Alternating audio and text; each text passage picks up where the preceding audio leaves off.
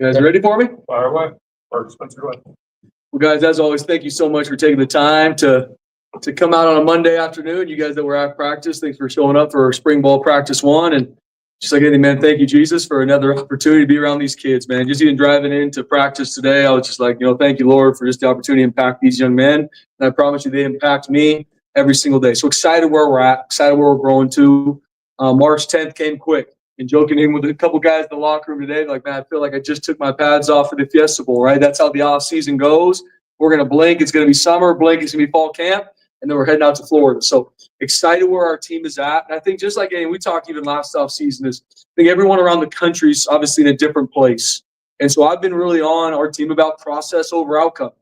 There's a lot of outcomes we all want. There's personal outcomes that a player might want, all league, all American, NFL draft pick, no different as a team. Championships and college football playoff, but none of those come if you miss your process. And a huge part of that for us was our winter training. Coach Hilgard, our strength staff, Garrett Hawley, Sam Wade, did a phenomenal job with our team really the past 8 weeks. I mean, we didn't have really much time off at all. The Fiesta Bowl was over. We got to work. There's no time to waste. And so I'm just proud of our guys keeping that mentality, keeping their head down, growing. Our staff's trying to find new ways to evolve and grow. A huge part for us was able to keep our staff intact, man. That was a huge deal to me, huge deal for our players, and hats off to our coaches believing in what we're doing here so we can hit the ground running fast in spring. And talked to our team last week about Built Different, right? We talked about that. We tweet about it. It's in our building. It's easy to see this term, Built Different, but it's really like, what does that mean? And we do things different here.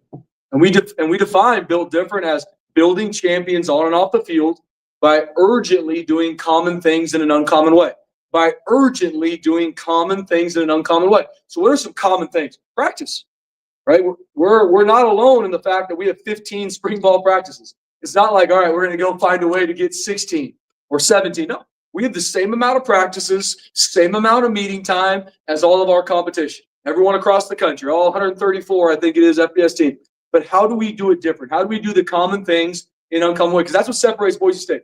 That's what separates us. When you come in a meeting room, it's hoods off, hats off, notebook out, ready to work, ready to grow. Those are the things that we do to separate ourselves. No different on the practice field. Subject, no different, right? Nobody walks on the practice field. Nobody does. And if you do, now we're doing common things in a common way. That's not us here. And so just trying to continue to be on that journey, on that climb for our team and excited where we're headed.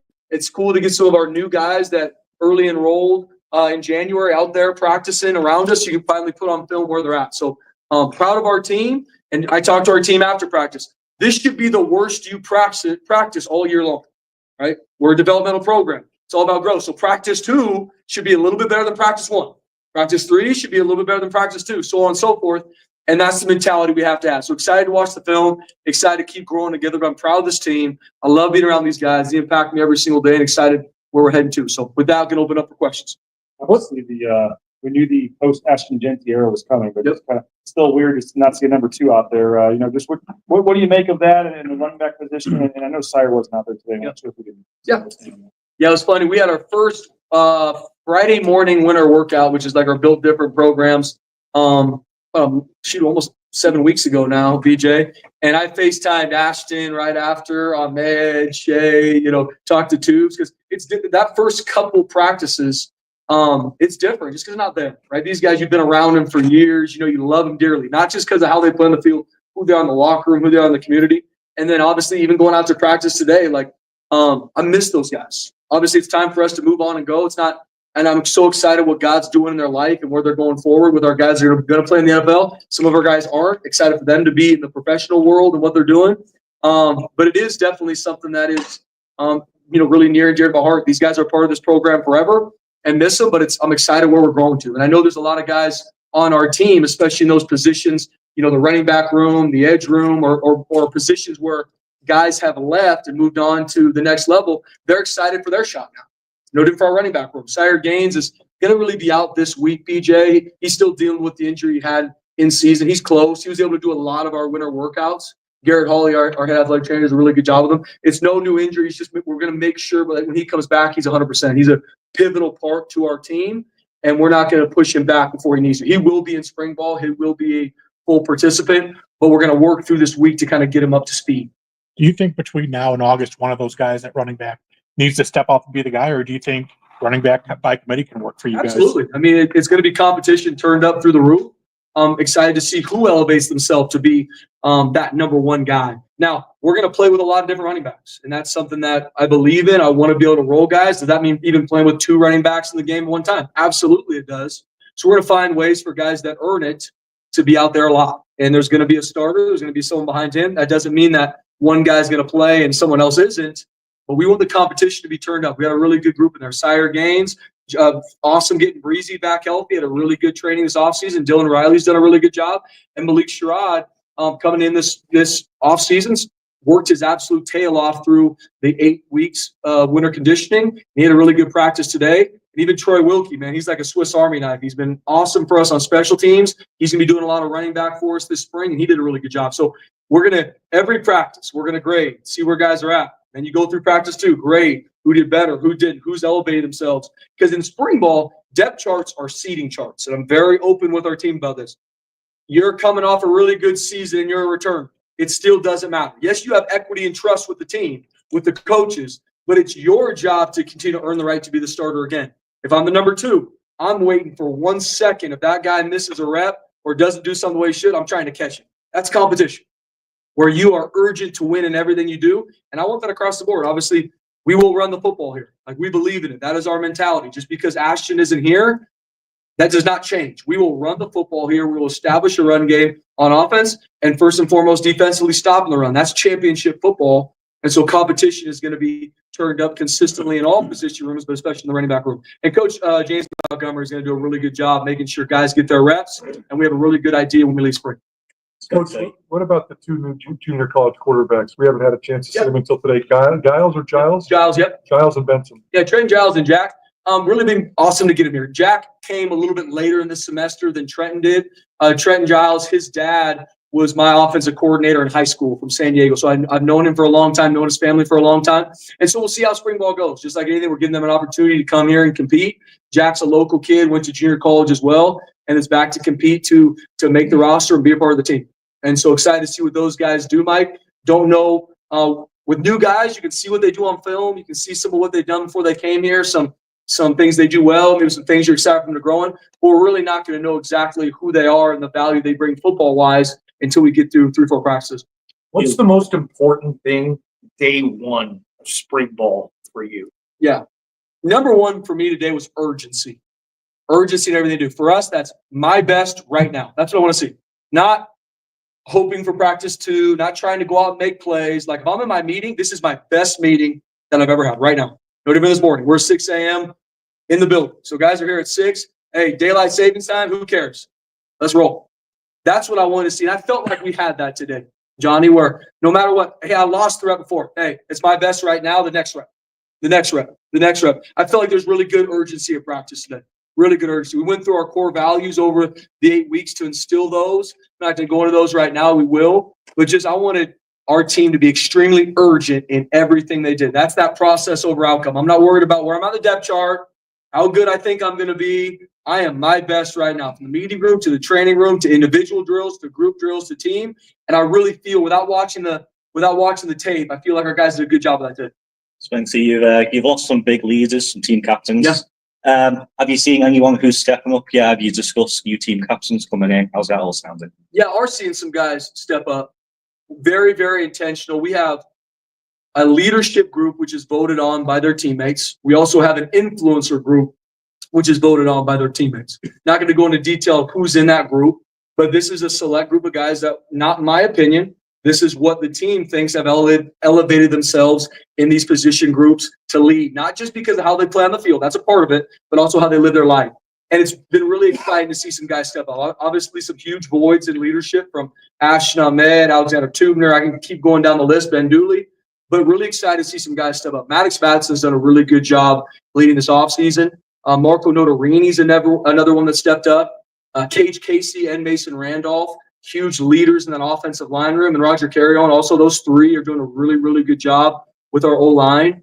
And even starting to see, Ty Benefield's, he's one of the top leaders on our entire team as well. So even in the back end, bringing that leadership forward, seeing Jeremiah Irby and Amarion McCoy step up. So I'm saying a lot of names because this was also practice one. And just like anything, practice one, urgency is always going to be high. Everyone's going to be fired up to practice. We have practice one. How are we going to be practice 8? That's really when you find out who your leaders are.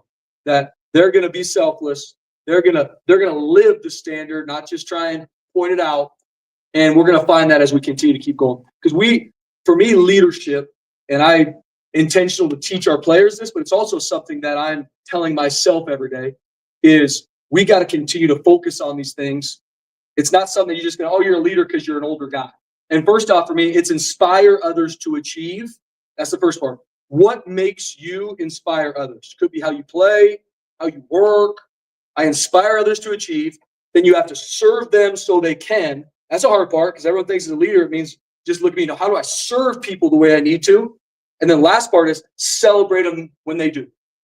So that's the 3 parts of leadership we teach, once again, to our players, to our coaches, the inspiring, the serving, and then celebrating them. And so we're going to continue to work through, especially with the lack of leadership, the leaders that left.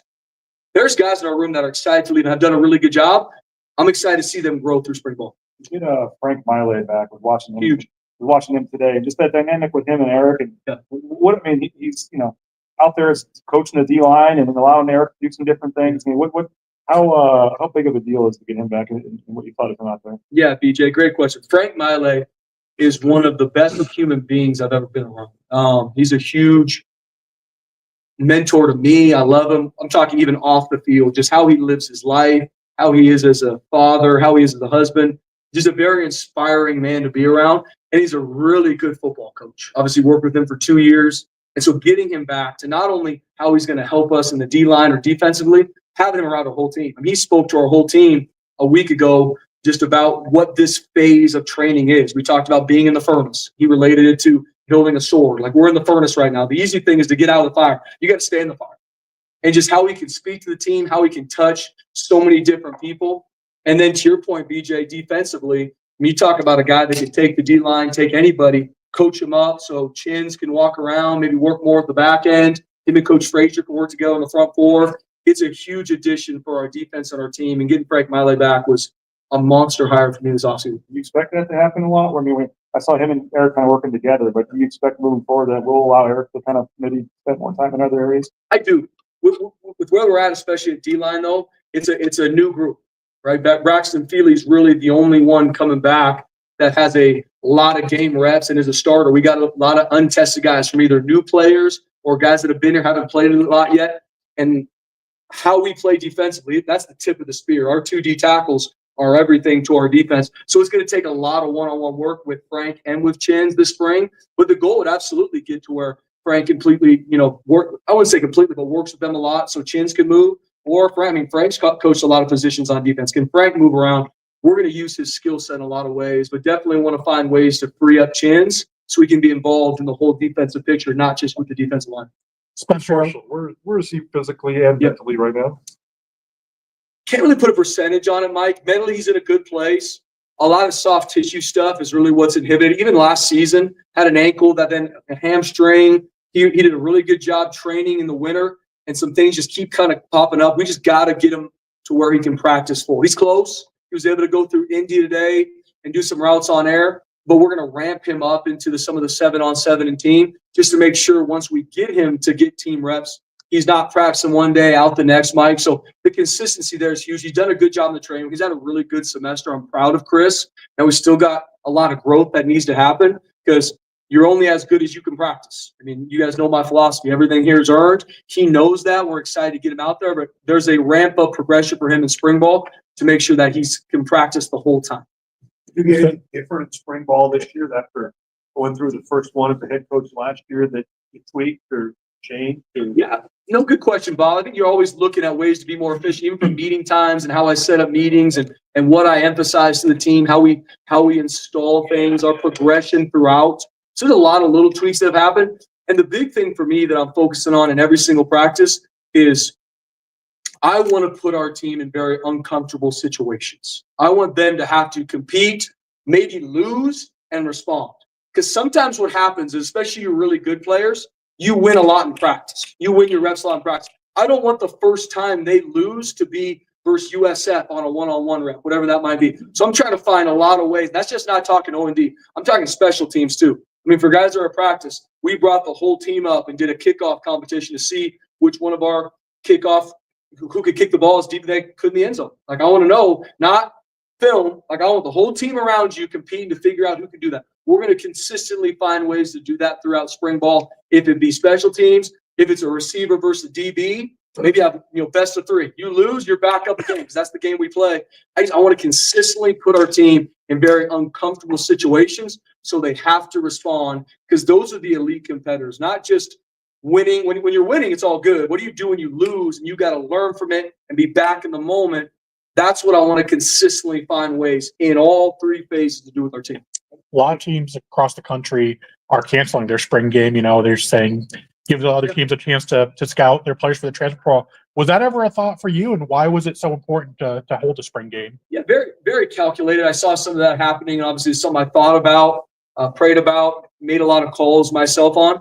We're going to continue to have a spring game. I believe in it. There's a lot of pros to me in having a spring game. Obviously, there's some cons. I get that, where someone could scout our players and all these things that people are deciding to not have a spring game for. For me, there's a lot of things that come into it. The community being a part of this football team and our football team being a part of this community matters deeply to me.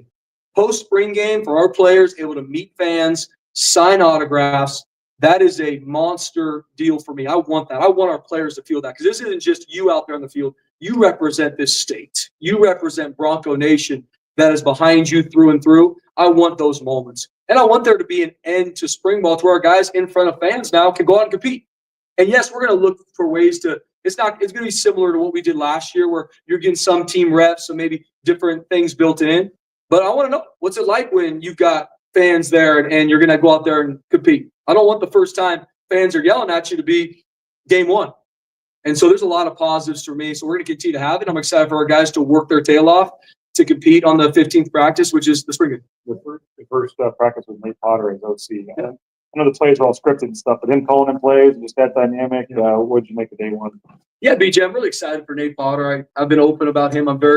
He's earned this opportunity. This isn't something where it's like, all right, let's roll the dice and see if Coach Potter can do it. That's not one part of my mind. Like, I've seen him in how diligent he is, his football mind, how he coaches, how he teaches for years to be ready for this opportunity, how he's led the tight end room, the run game, and now to be able to control the whole offense. There was not one part going into practice one that I didn't think we'd be ready to go out and execute. Now it's our job to look at the film and clean up the things we didn't do well, but we will be explosive and efficient on offense, starting with their leader, Nate Potter. And I'm proud of what our guys did today. They put the defense in a lot of different conflict with some of the stuff they did. It's good. Now we got to build on it, and there's some efficiency things we need to grow in. You going to open up the playbook a little bit? Yeah, they did. I said, go let it rip, man. There was a double pass today, so that got me fired up. Didn't complete it, but we'll keep swinging. Where are you starting with player rotation at nickel? Yeah, so right now, Devon Banks is the starter, and that is our job to get the best 11 guys on the field at all times. He is working through a soft tissue that happened this offseason through these 8 weeks. He should be back here soon, but he is going to go in as the starting nickel. Obviously, competition needs to be turned up. There's going to be a couple different guys we might rotate through spring and the summertime. Then Jalen Webb is a junior college transfer that we're going to start at nickel. And then Cole Miller is a returning player that we're going to play at nickel. Now, nickel, field safety, boundary safety, Mike, are all really interchangeable when need be, right? So we've got to have guys that maybe there's a third string boundary safety who's doing a really good job not playing as much. We might slide him down to play nickel, because those 3 techniques are interchangeable, or those 3 positions have the same techniques, but that's how we're going to start out at nickel. And we'll be able to rotate a lot of guys through there to see as we come out of, because our job, we come out of spring ball, we got to know at that point, this is our 2D. And then, yes, there's going to be some positions when we go into summertime with maybe some true freshmen that come in, or maybe a couple transfers that come in late in the summertime that will work in to compete there. But we got to leave spring ball knowing this is our 2 deep at all 11 positions on either side of the ball. And why Banks at nickel? What do you like about that fit? Yeah, I think he's one of our best 11. Instead of him going into last season with Jeremiah and Amarion and him, they all competed and played a lot of corner. I think Devon Banks is one of our best 11. And he's shown the physicality to be able to tackle in space. Your nickel's got to be able to blitz, got to be able to cover, has to be able to tackle in space. Those are 3 non-negotiables at nickel, and Vaughn can do those. Now, him being healthy and him being consistent, that's something we need to continue to grow in. And so there's a lot of work that still needs to be done, but he can do it. And I think he'd be really good at it. You got a lot of defensive backs through the transfer portal. Was that kind of a focus for you guys? Yeah, we knew going into this offseason with either fourth-year seniors or fifth-year seniors or COVID. I mean, we had 5 senior safeties last year, 4 or 5, something like that. So we knew going into this, we were going to take a really good group of freshmen, right? We believe in high school recruiting. We need to hit home runs on high school recruiting, but we knew we had to get some older guys to come in and compete. And so through practice 1, we had some early enrollee freshmen out there competing. We had some transfers out there competing. We'll see how they did. I was excited to see them go out there and run around and compete. Got to watch the film to see exactly where they're at. Anybody other than Banks that's moving position? Troy Grizzle's going to be playing some tight end as we go through spring ball. That might be permanent, might not. Want to kind of see how he does. Off the top of my head, Bob, I think that's the only one at this point that was a major change. Rip from linebacker. Yep, sorry. Rip going from inside linebacker. He was a swing edge guy inside linebacker last year, but Jake Rip now is full-time edge. He's going to be playing stud. And from watching it this morning, I mean, Jake Rip had a really good practice. He worked his tail off through the train. He looks good and looks really good. I know you've had some roster additions and stuff like that. How's William doing? I was in my mind, I tried to think like, man, I'm not going to screw this one up. He's 6 days in, Jay. 6 days in. It was a crazy experience, guys. I kid you not, Jay and everybody. We went in there. We knew it was going to be Amelia, Ray, Danielson, because it was going to be a girl. Like I was ready to roll. Have 3 girls, girl dad. I got 105 sons. Let's go. And Dr. West, who's our doctor at St. Luke's, does a phenomenal job. St. Luke's in general, just awesome through our 3 kids. Helping him deliver this baby, right? And you pull it out and you're like, it's a boy. And I'm just like, the emotions of what it is. I mean, thank you, Jesus, man. It was just such a blessing.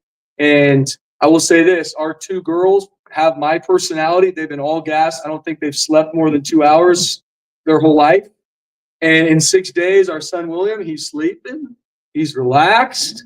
And so my wife is in a great place right now. So let's make sure we keep that rolling, BJ. So, but no, it's been a blessing, man. He's a beautiful young man and excited for him to be a world changer. You want to explain his name?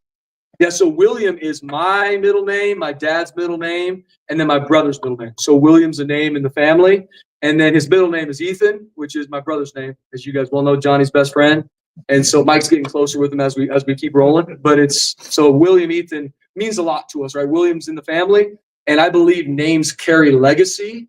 And I want my son's middle name to be named after my brother, who is someone that I love and respect more than really life itself. So excited. That's changed after the $100,000 donation, right? Yeah. Once you started fundraising for us, I'm like, hey, that's your promise. If I have a son, it's Ethan. Yeah.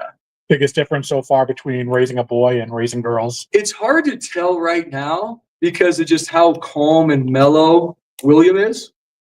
But I'm sure there's going to be a lot of different differences because once Rosalie and Eleanor, our 4.5 or our 4-year-old, 2.5-year-old, are all gas, no brakes all the time. And William so far has been very relaxed. And obviously at this point, he just eats and sleeps and changes. You guys change diapers. That's about where we're at. But I'm sure there's going to be a lot of differences as we keep rolling. So excited to keep rolling with it. Is there a reason there's no number 2 on the roster right now? No reason, Johnny. I'm just kidding. No, yeah. No, I mean, we're not going to be wearing a number 2 or a number 11 anytime soon. I can promise you that. That is the way it is. And I've had some guys talk to me about, Coach, I want number 2. I said, there's a lot of college football places you can go wear number 2. It just ain't at Boise State. Coach, the recent play created a organization and have had conversations with the university. Yeah, so I'm very open, guys, about my faith, and I've been open about that going forward. It's something that a lot of things in life can let you down. My relationship with Jesus is the only thing in my life that doesn't. And that is my foundation. That doesn't mean it's everybody's. My foundation's on Jesus. And that is something that I've worked through and with since I was a kid to college to now. It's a process. And it's by no means me sitting here makes it seem like I'm better than somebody that doesn't. But I love Jesus. That's my foundation. I also believe as a head coach to be very authentic with our team, that this is me. And I want everybody on our team to have a foundation that's not football, because football will let you down at some point for everybody. Money, fame, it all will let you down. So I want everyone on our team to have a foundation that isn't football. And so I'm open about my faith. But there's guys on our team and staff members. We have guys on our team that are Christian, guys on our team that are LDS, guys on our team that are Muslim, guys on our team that at this point in their life want nothing to do with religion. All are welcome. All are loved. All are cared for. But I want everybody to have a foundation that's not on football. And when my head hits the pillow, because of my relationship with Jesus, my mind cares about these kids long after football's done. It's not on the scoreboard that I'm judged on 12 days a year. It's on their life and 20 years from now, who they're going to become. That's what we do. I guess Spencer, just quick question going off that. I chatted with Mason Coulson, for example, and he said everything's great. There's no worries, no coercion, as the FFRF put it. Just if a player was feeling uncomfortable or whatever, what's the process for them? Who can you talk to? How's that go? Yeah, we had 115 players on our team last year. We're going to have 105 going through summertime. And as a head coach, there's a lot of things going on in these players' lives, more than ever before. From things pulling out on social media-wise, from family to expectations, to academics, to religion, to politics, to race, to all these different things that could make someone feel a certain type of way. And so me as a head coach, my heart is I want everybody to be here, feel loved and cared for, but stretched to become the best version of themselves. That's always the balance, because I don't want this to be Disneyland where you can come in here and it's only rainbows and butterflies. So then you're not going to grow. And so but I want to make sure there's a lot of structures in these young men's life, from me to the position coach, to our strength staff, to the training room, to player development, to all these different phases where we are all hands on deck to support these young men in whatever they're going through. Maybe someone's going through an issue with religion, what they believe in, where they're at. I want that to be able to talk through. And I want to create open conversation with our team on not just, hey, this is what you should do, this is what you should. We never have those conversations. It's open conversations. Hey, this is what I believe, and what do you believe? And I think sometimes, especially you see it a lot with politics, where if someone doesn't believe what I believe, that means you're wrong. No, that's someone else's perspective. That's someone else's opinion. And a lot of times people let pride or ego get in the way, that if someone doesn't believe what they believe, that means they're wrong or they're out to get it. No, we're all in this together. This is us growing. I want to hear someone's perspective. Everybody was brought up and raised differently. I want to hear, what do you believe in, man? And not even just talking religion, talking life, talking dreams, desires, philosophy, and just hearing someone's perspective. That's the only way you can grow relationships. If it's all face value, hey, how you doing today? If I ask my team, how you doing? What do you think they all tell me? Good. That's what men always say when you ask them. No one's going to be like, I'm struggling. Can you pray for me? No. Everything's going to be good. It's my job as a coach to be as close with them so I know, hey, that young man's walking a little bit different. He's off. I got to check on him. I got to bring him to my office and see, what's going on? Is it home life? Is someone with your girlfriend? You failed the class? What's going on? Because I'm in their life to support them, but I'm also in their life to take them places they can't go without me. And so, long-winded answer to your question, our guys go through so many things on a daily basis. So many things pull at them to make them either frustrated or down or disappointed. I want our staff to support them in every single part of their life. Religion obviously being one of those. Family being one of those. Frustration about how much they're playing being one of those. Finances. There's so many things that pull at them. It's our job to make sure they feel supported and pulled to be the best version of themselves. Because hopefully, I tell our team this, hopefully they live to be 100 years old one day. I've got 4 years, a very small point in time, but if used correctly, could change their life forever. And so I'm not going to waste any time without pulling them and stretching them to be the best version of themselves. Have you had any conversation? Yes, yep, an open conversation with Jeremiah Dickey in our university, and we're going to keep pushing forward.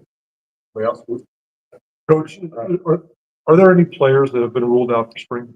Yeah, so right now, and I was talking with Chris about this. There's a lot of guys that are kind of be on the fence because we're still going for about another 4.5 weeks after this, right, Mike? Hall Schmidt will be a guy that I don't think is going to play much this spring at all. Had surgery in the offseason to get him healthy. Off the top of my head, that might be the only one that's truly ruled out for spring. A lot of guys are going to be kind of ramped up as we get going. Kyle Cox be another one, had shoulder surgery. I'm just going off the top of my head. Most of them, though, will have a ramp up here. A lot of them will be back a lot more after spring break. It seems like today, though, usually we go out to the first spring practice and a third of the team's out. Yep. It seems like I get a couple key guys out, but it seems like there's from the O line, most of those guys that didn't have a ton of guys out. Yep. BJ, we're in a good place right now. And hats off to our players first and foremost, getting themselves ready for training and getting ready for practice. But I was open. I mean, when we go to play the championship game, we had 21 of 22 starters available for that game. That's never happened. You know, those are things that are huge to where, like you're saying, BJ, you don't limp into the offseason where you got a 30-year roster is not even able to participate and grow it all in spring. And it's a testament to our players that these guys know they need spring. They're like, no, I'm not. I got to make sure I keep my body healthy to where I don't miss any practice. If I do, I can find my way back later in spring. So if we're in a good place, there's still some guys out there we got to get back, and they're close because every rep matters. But we're in a good place. Last year it was your first year as a head coach, and you look at this year, and I know the guys knew you pretty well, but like they were getting to know you as a head coach, being the main voice. You're all about process. How much more, I don't know, efficient is the process? Do you notice like little things that are streamlined, anything that is a little different this year than maybe last year, where some of the guys might not look at you just the energetic guy that keeps saying he loves us. Like the results were there. You went 12-2 and went to a Fiesta Bowl. Jay, I'm going to answer that question. I'm doubling down on our process and finding ways to even do it better, starting with me. I spent a lot of time in January just taking notes on lessons learned for myself and I did this all off season. So I'm going back and reading my notes from the winter training last year. What are some things I learned? What are some things we did schedule-wise that I didn't like? No different when me and Charlotte and a couple guys on our side went through and built out the whole calendar. Because right now our calendar's set all the way till kickoff at USF. And I took time to go through all my notes to make sure, hey, this meeting was too long. We got to cut that back, or we should have the guys sleep in a little bit more here, like just to fine tune it going forward. Because it's all about our operation to me. If our operation's off, you can't be efficient. If you can't be efficient, your process is, you got nothing there. And so just doubling down on always open to find ways to be more efficient, to be more intent with our guys, to where, are there ways that we can do a little bit less? I'm trying to see, is there any way we can cut back time here to where, because our guys know, like I protect their time, but when I say it's time to go and there's a meeting there, like it is on. And so there's just so many things for me going through January, February, second year round that I have to do better, right? Going into my second year as the full-time head coach, no different in spring ball. There's some things from how we progress schematically to get into practice one that are different, right? How we put in situations were different this offseason than were from research and looking at better ways to do it. And so I always want to be a constant learner, starting with me. And with these young men, we've got new players on our team. We've got returners. I love these young men. And I'm going to be involved in every part of their life because that is my job. And it's not just my job, it's what I feel I've been called to do. And that's what all I think about is finding ways to grow blank player every single day. I want to know what his academics are, how is the weight room, how is the training room, is his weight off, where is he at schematically? That's what I focus on. The OD, special teams, schematics, I know what's going on. I'm going to have a voice on it, but nothing will take me from the players to make sure when they are done at Boise State, they're ready to be champions of life. And that, to me, that's my number one priority. And just doubling down on that going into year two, to answer your question, Jay. You guys have stretched out spring ball a little bit. Schedule. Where did that idea or thought process kind of?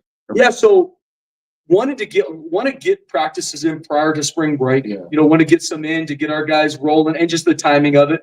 And I really like, as you get back from spring break, the Tuesday, Thursday, Saturday run through. I like in spring ball not having to go back-to-back practices. I want our guys' bodies to recover. I want to take time to be able to use the film, coach the film, to make sure our guys grow from practice 1 to the next, from practice 3 to the next, so on and so forth, and not just trying to get through spring ball. That's sometimes what I feel, once again, if someone does that way, no knock to them.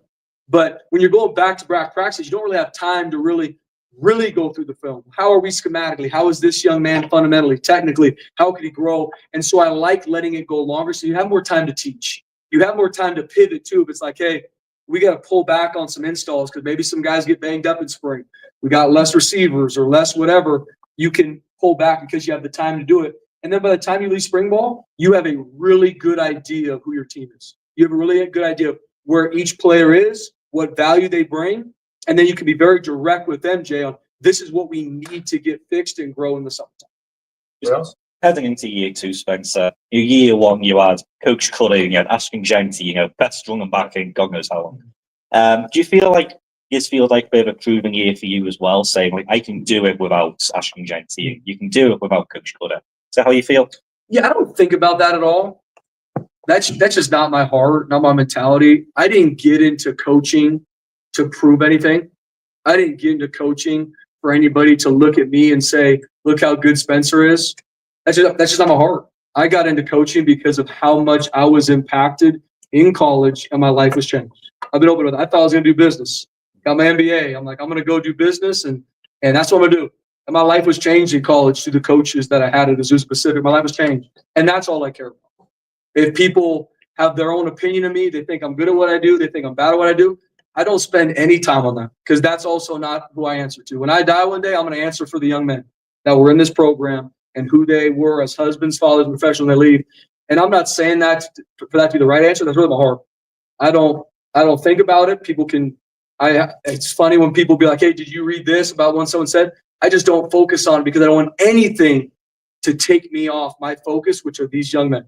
Because I only got so much time with them. At some point, they're going to be gone, and they need to be ready for life. And I'm not going to let anything take me away from them. Thanks, guys. Appreciate you, fellas.